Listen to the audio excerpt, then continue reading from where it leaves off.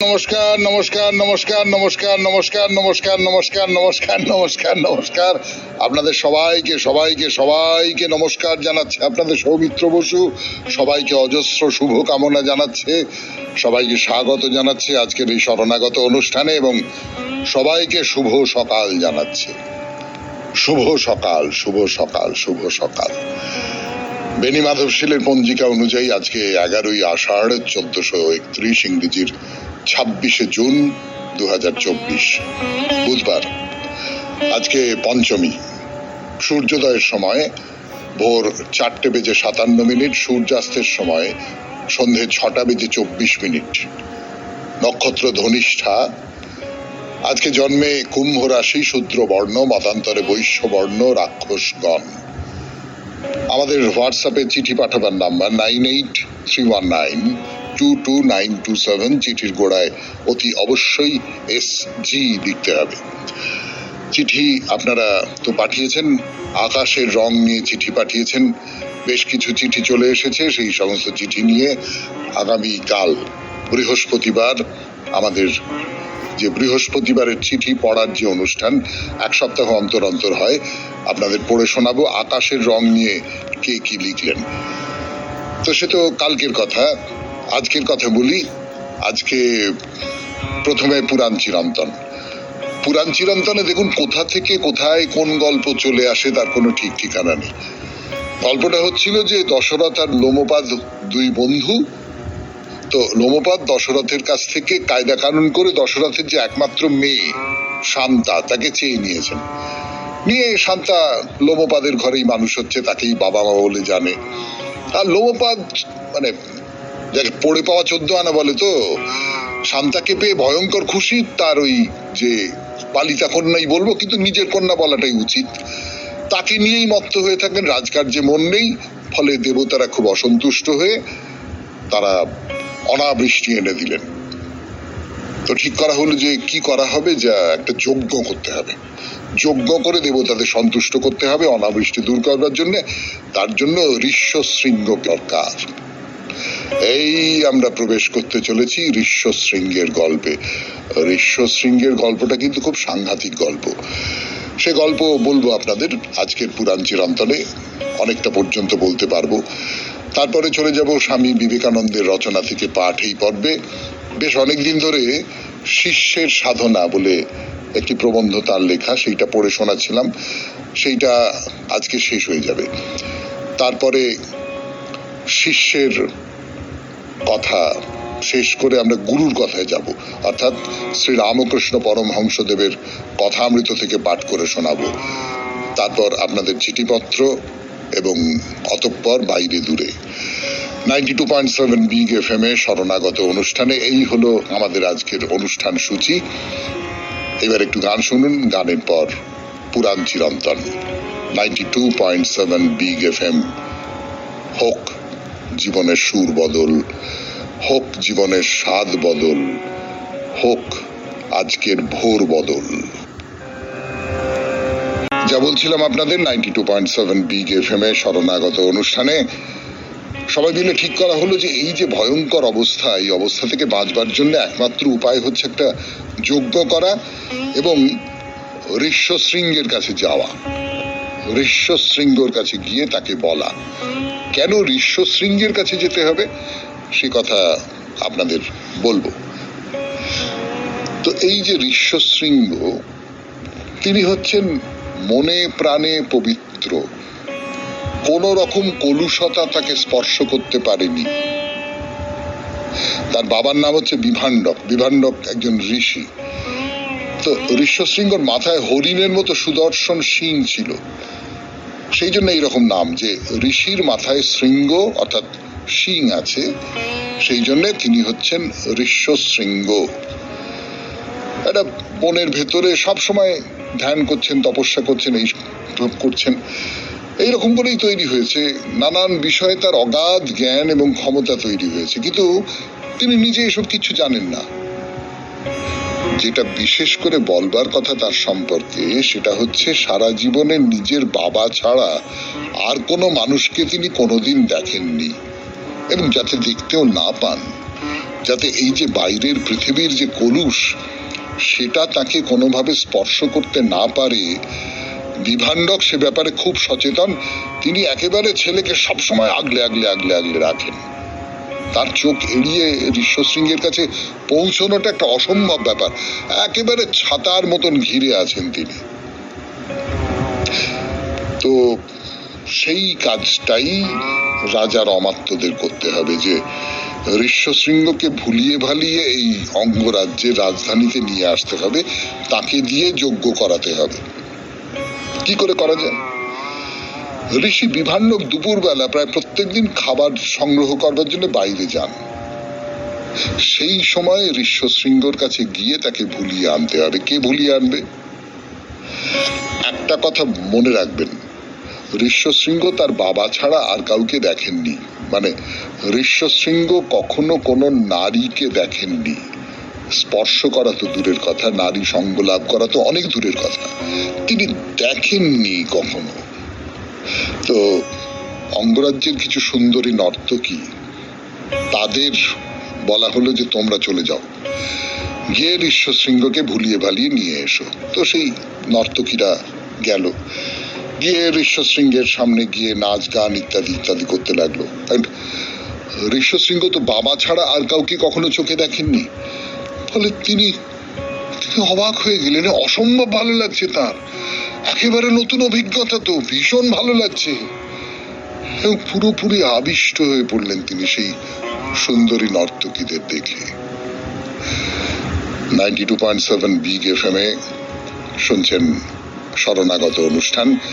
পুরাণ চিরন্তনে শুনছেন শান্তার গল্প, লোমপাদের গল্প, অনাবৃষ্টির গল্প এবং ঋষ্যশৃঙ্গের গল্প। ফিরে আসছি গানের পর। যা বলছিলাম আপনাদের, 92.7 বিগ এফএম এ শরণাগত অনুষ্ঠানে ঋষ্যশৃঙ্গ, যিনি কখনো বাবা ছাড়া আর কাউকে দেখেননি, কোন নারীকে দেখেননি কখনো, তার সামনে ওই তার বাবা বিভাণ্ডক, তিনি তখন খাবার সংগ্রহ করতে বাইরে গেছেন। সেই সময় নর্তকীরা এসে নানান রকম নাচ গান ইত্যাদি ইত্যাদি করছেন। ঋষ্যশৃঙ্গর ভেতরের যে পুরুষ, সেই পুরুষ আস্তে আস্তে আস্তে আস্তে জেগে উঠছে। আপনারা যারা একটু পড়ুয়া মানুষ, একটু বইপত্র পড়েন, তাদের নিশ্চয়ই এই গল্পটা খুব চেনা লাগছে। হ্যাঁ, এইটা নিয়ে দুটি বড় লেখা আছে আমাদের বাংলা সাহিত্যে, খুব গুরুত্বপূর্ণ দুটি লেখা আছে। একটা হচ্ছে রবীন্দ্রনাথ ঠাকুরের একটি কবিতা আছে, ধন্য তোমারে হে রাজমন্ত্রী চরণ পদ্মে নমস্কার, এই দিয়ে সেই কবিতার শুরু। এবং আরেকটি বুদ্ধদেব বসুর খুব খুব খুব বিখ্যাত একটি নাটক আছে, নাটকটির নাম হচ্ছে তপস্বী ও তরঙ্গিনী। এরা এই যে কবিতাটি এবং এই যে নাটকটি, এই দুটি মানে রচনার বিষয় একই, প্রায় এক। কবিতাটিতে যেটা আছে, এই যে নর্তকী যে ঋষ্যশৃঙ্গকে ভুলিয়ে ভালিয়ে অঙ্গরাজ্যে নিয়ে এসেছিল, সে মন্ত্রীকে বলছে যে আমি আপনাকে সমস্ত, আপনি এই ঋষ্যশৃঙ্গকে নিয়ে আসবার জন্য যে টাকা পয়সা আমাকে দিয়েছিলেন, আমি আপনাকে সমস্ত টাকা ফেরত দিয়ে দিচ্ছে। একটা অভাবিত অপূর্ব অভিজ্ঞতা হলো আমার এই ঋষ্যশৃঙ্গের সংস্পর্শে এসে। এই যে সারল্য, এই যে একেবারে অপাপবিদ্ধ একটা সারল্য, যে কখনো নারী দেখেনি, সে কেমন করে আমাকে দেখছে, সেই দেখার যে যে আবেগ, সেই আবেগটা আমাকে স্পর্শ করেছে। না, আমি এর বদলে টাকা নিতে পারবো না। আর বুদ্ধদেব বসুর যে বিখ্যাত নাটকটি, যার কথা বললাম আপনাদের, তপস্বী ও তরঙ্গিনী, সেই তপস্বী ও তরঙ্গিনীতে এই যে যে মেয়েটি প্রধানা, যে মেয়েটি ঋষ্যশৃঙ্গকে ভুলিয়ে এনেছিল, সেই মেয়েটি, সে তার সঙ্গে ঋষ্যশৃঙ্গের একটা সম্পর্ক তৈরি হয়ে যায়। ঋষ্যশৃঙ্গর সঙ্গে তারপরে শান্তার বিয়ে হবে ইত্যাদি ইত্যাদি, সেগুলো তো পুরাণের গল্পে আমি বলবো। কিন্তু এই মেয়েটি, সে একটা চরিতার্থতা পায় জীবনে, যে ওই যা বলছিলাম, যে সেই সত্যি সত্যি প্রেমের স্বাদ পায়। সে তো নর্তকী, সে তো বারাঙ্গনা, তার তো এই ধরনের প্রেমের অভিজ্ঞতা আর নেই, কিন্তু সে প্রথম ঋষ্যশৃঙ্গকে দেখে প্রেমের স্বাদ পায়। তো যাই হোক, সে তো অন্য সব গল্প। এইরকম করে ভুলিয়ে অঙ্গরাজ্যে ঋষ্যশৃঙ্গকে নিয়ে আসা হলো রাজধানীতে। সেখানে তাকে অনেক আদর যত্ন করে আবাহন করা হলো এবং রাজার আদেশে তার সেবা যত্নের দায়িত্ব নিজের হাতে তুলে নিলেন রাজকুমারী শান্তা। আজকে এই পর্যন্ত থাক। কালকে বৃহস্পতিবার বাদ দিয়ে আবার শুক্রবার এই গল্পের পরের খানিকটা অংশ আপনাদের শোনাবো 92.7 বিগ এফএম-এ শরণাগত অনুষ্ঠানে। আপাতত গানের পর স্বামী বিবেকানন্দের রচনা থেকে পাঠ। গানের পর ফিরে এলাম 92.7 বিগ এফএম-এ শরণাগত অনুষ্ঠান শুনছেন আপনারা। এবার কথা অমৃত থেকে পাঠ করছি আমি আপনাদের সৌমিত্র বসু। এর আগের দিন যেটা বলছিলাম যে ঠাকুর শ্রী রামকৃষ্ণ পরমহংসদেব, তাকে আমরা কোন জায়গায় রাখি সেই তিনি বলছেন যে একবার গা কাঁপে পাছে ওই সমস্ত শক্তি এসে পড়ে। এখন যদি সিদ্ধাই হয়, এখানে ডাক্তারখানা হাসপাতাল হয়ে পড়বে। লোকে বলবে আমার এই অসুখ করেছে, সেই অসুখ করেছে, অমুক হয়েছে, তমুক হয়েছে, তুমি আমাকে বাঁচিয়ে দাও। আরে আমি কি ডাক্তারখানা নাকি? আমি কি হাসপাতাল নাকি? আমি সেই জন্য সাধনা করেছি আমি ডাক্তার হব বলে? ডাক্তার হবার সাধনা তো অন্য সাধনা। সিদ্ধাইকে ঠাকুর শ্রী রামকৃষ্ণ পরমহংসদেব খুব ভয় পান।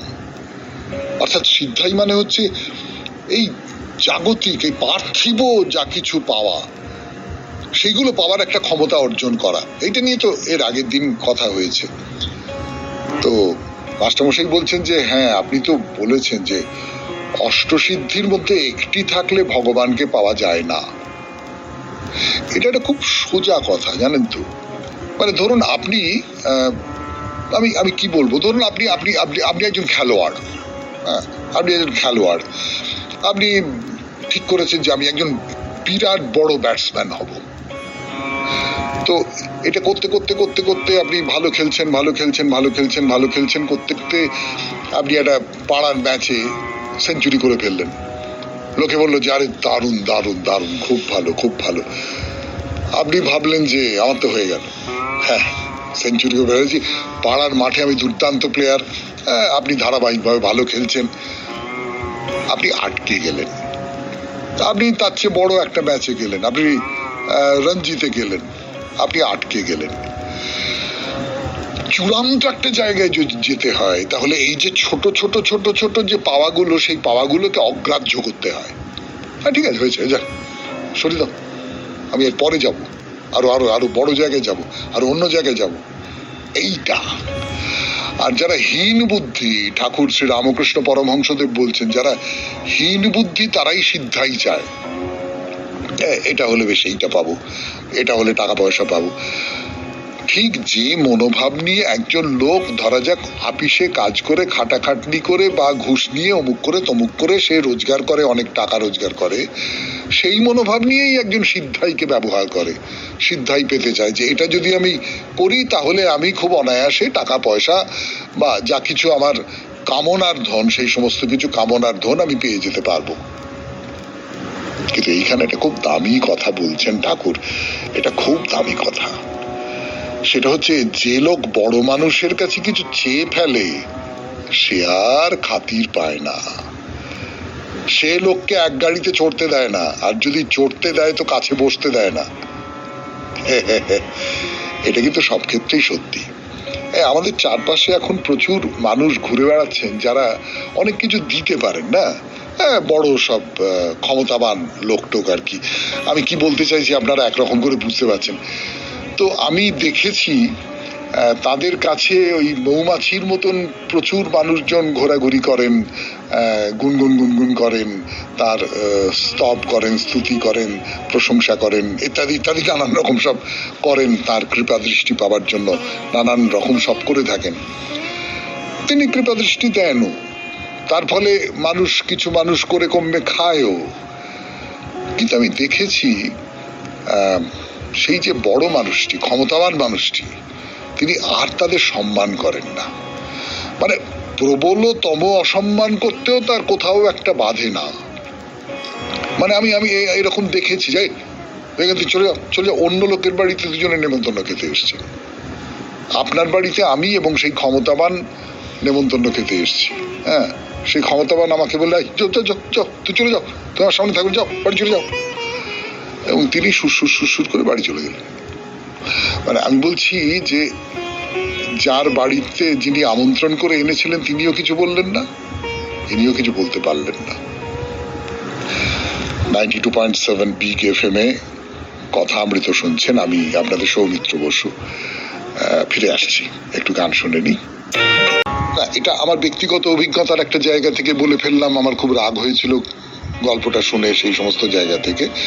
কিন্তু ঠাকুর কিভাবে বলছেন? ঠাকুর বলছেন যে ঈশ্বর যখন বুঝতে পারে যে এইটা চায়, তার বেশি চায় না, নে বাবা এইটা নে, আমি আর তোকে পাত্তা দিচ্ছি না, তুই আমার কাছাকাছি আসতে পারবি না কোনোদিন।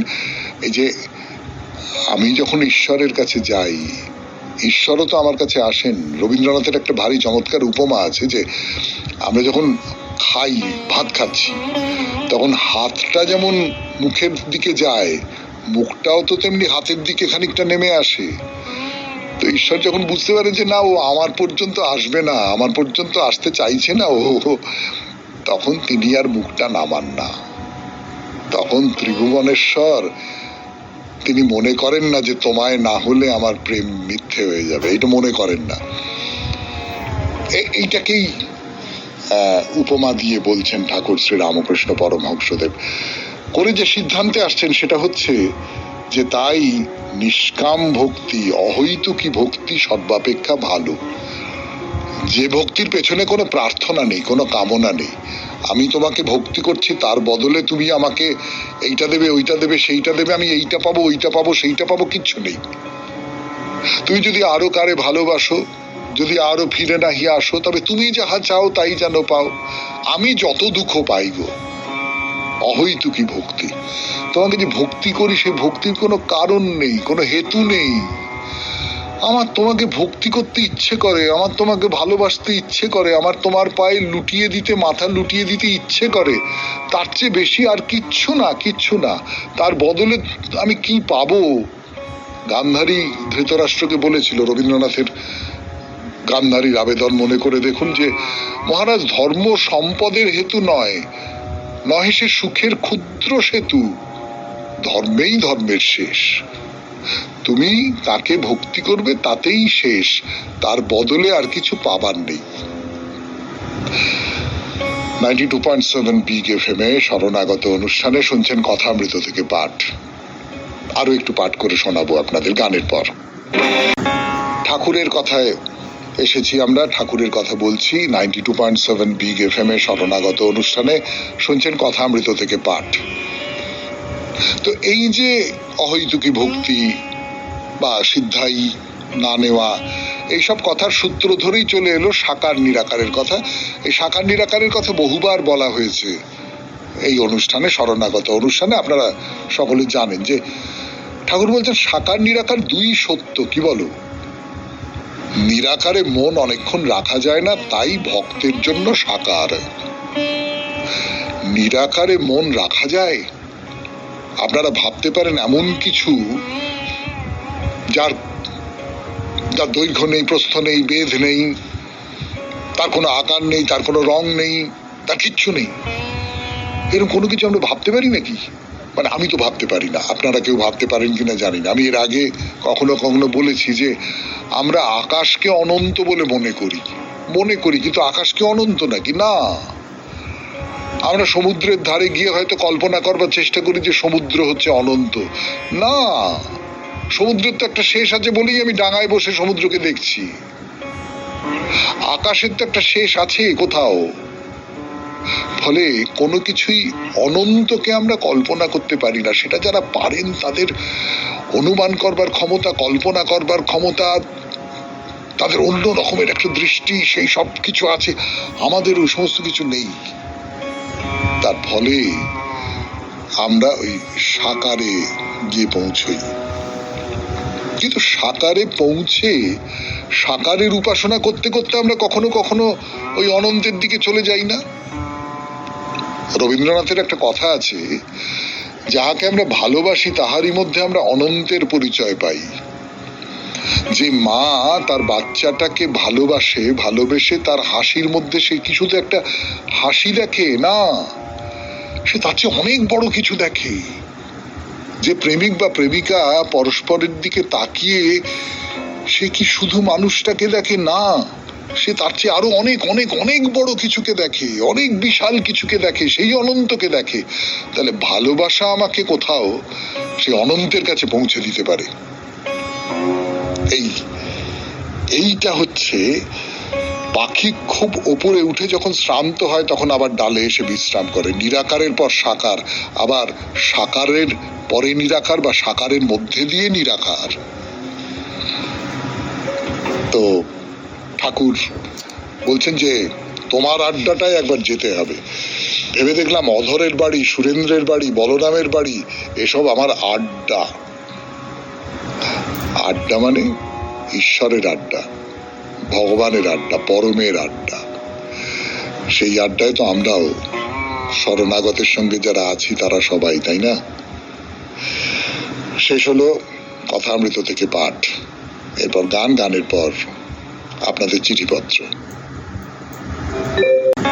ঠাকুরের কথায় এসেছি আমরা, ঠাকুরের কথা বলছি 92.7 বিগ এফএম এর শরণাগত অনুষ্ঠানে। শুনছেন কথামৃত থেকে পাঠ।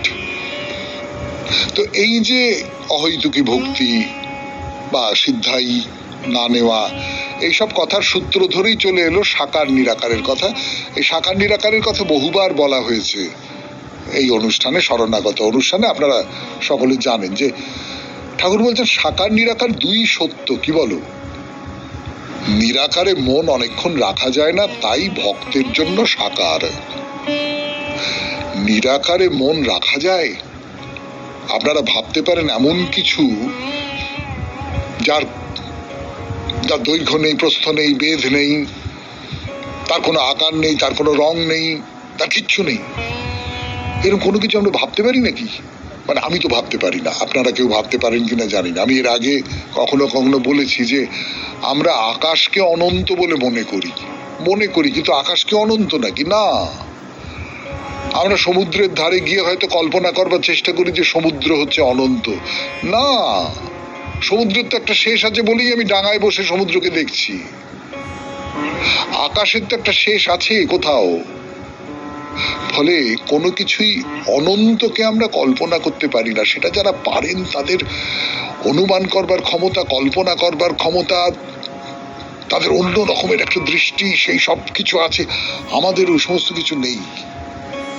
তার ফলে আমরা ওই সাকারে গিয়ে পৌঁছই।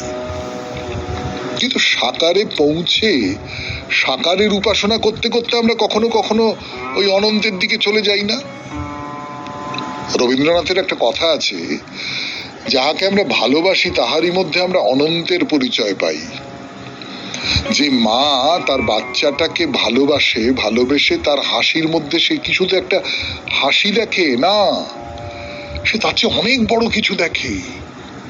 যে প্রেমিক বা প্রেমিকা পরস্পরের দিকে তাকিয়ে সে কি শুধু মানুষটাকে দেখে না, সে তার চেয়ে আরো অনেক অনেক অনেক বড় কিছুকে দেখে, অনেক বিশাল কিছুকে দেখে, সেই অনন্তকে দেখে। তাহলে ভালোবাসা আমাকে কোথাও সে অনন্তের কাছে পৌঁছে দিতে পারে।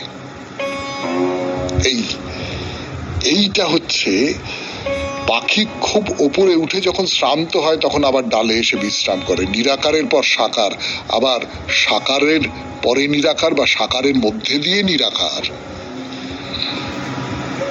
তো ঠাকুর বলছেন যে তোমার আড্ডাটাই একবার যেতে হবে। ভেবে দেখলাম অধরের বাড়ি, সুরেন্দ্রের বাড়ি, বলরামের বাড়ি এসব আমার আড্ডা। আড্ডা মানে ঈশ্বরের আড্ডা, ভগবানের আড্ডা, পরমের আড্ডা। সেই আড্ডায় তো আমরাও শরণাগতের সঙ্গে যারা আছি তারা সবাই, তাই না?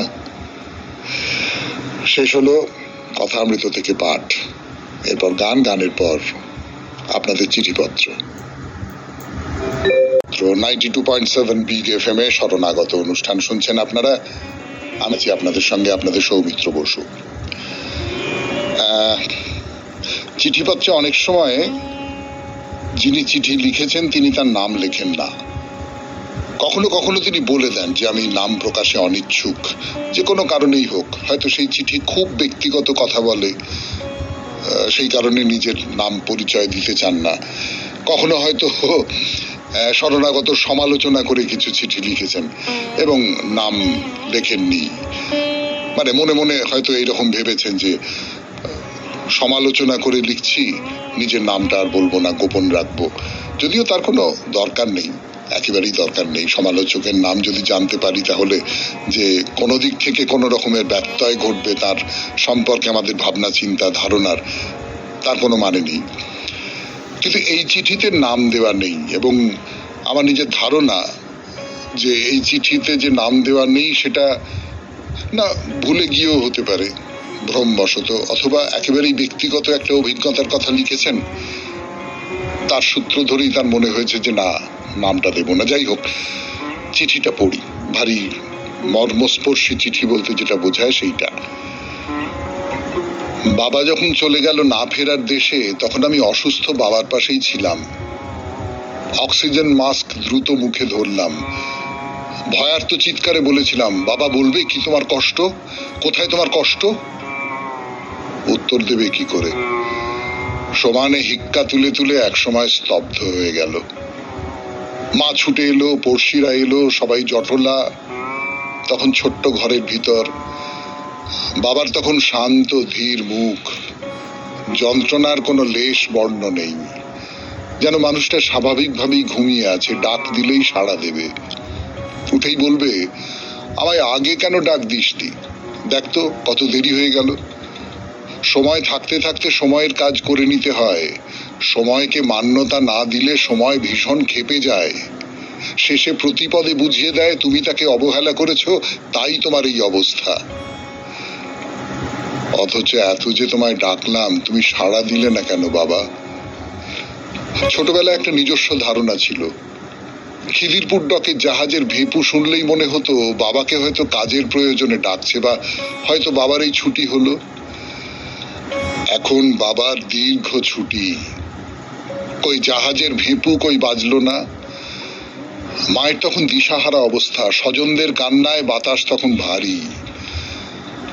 আমি তখন এক দৃষ্টি বাবার মুখের দিকে চেয়ে, আমার মনে ভীষণ এক অভিমানের মেঘ। যাবার সময় কেন কিছু বললে না বাবা? হঠাৎ কি দেখি, আমি কি ভুল দেখছি? ঠোঁট দুটো যেন নড়ে উঠল, আধখোলা চোখের কোণ থেকে জল গড়িয়ে পড়ল। বাবা যেন বলছে, ওরা সবাই রইল, ওদের সাথে মিলেমিশে থাকিস বাবা। আর কি?